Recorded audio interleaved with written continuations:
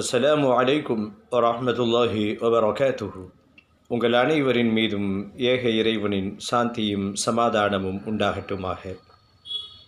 சிந்தனைக்கு சில மணித்துளிகள். நிறைய நபர்கள் இஸ்லாத்தை தழுவி கொண்டிருக்கிறார்கள்.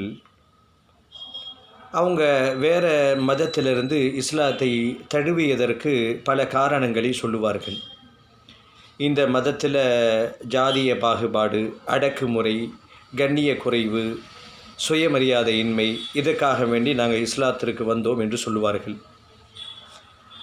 ஏதோ ஒன்று இஸ்லாத்தை அவர்களை இஸ்லாம் கவர்ந்திருக்கிறது, இஸ்லாத்திற்கு வந்திருக்கிறார். இஸ்லாத்திற்கு வந்த ஒரு சகோதரர் வினோதமான ஒரு தகவலை ஒன்றை பதிவு செய்கிறார்.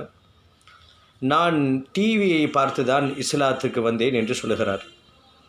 என்னங்க, டிவியை பார்த்து இஸ்லாத்துக்கு வந்தீங்களா அப்படின்னும் போது அவர் சொல்லுகிறார், ஒரு காலம் இருந்தது, மக்கா மதீனா போன்ற பள்ளிவாசல்லாம் நேரில் போய் பார்த்தா தான் அந்த காட்சிகள்லாம் பார்க்க முடியும்.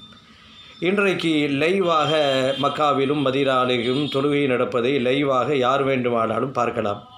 அப்போ அந்த சகோதரர் சொல்கிறார், நான் தொலைக்காட்சியை பார்க்கும் பொழுது திடீரென்று அந்த மக்காவில் தொழுகின்ற அந்த காட்சியை பார்த்தேன்.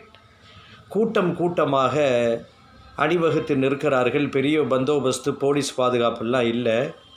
ஏதோ ஒன்று மைக்கிலே சொல்லுகிறார்கள், ஒளிபெருக்கிலே சொல்லுகிறார்கள், என்றோடும் வரிசையாக நின்று விடுகிறார்கள். அதை பார்ப்பதற்கு எனக்கு பிரமிப்பாக ஆச்சரியமாக இருந்தது. இத்தனை லட்சம் மக்கள் கட்டுப்படுத்துவதற்கு ஒரு பெரிய அளவுக்கு பாதுகாவலர்கள்லாம் அதிகமாக இல்லை. ஒற்றை வார்த்தைக்கு எல்லோரும் கட்டுப்படுத்தி வரிசையில் நிற்கிறார்களே, அது என்னென்று யோசிக்க ஆரம்பித்தேன். இஸ்லாம் என்னை கவர்ந்தது. பல நூல்களை படித்தேன், குரானை படித்தேன், இஸ்லாத்திற்கு வந்தேன் என்று கூறுகிறார்.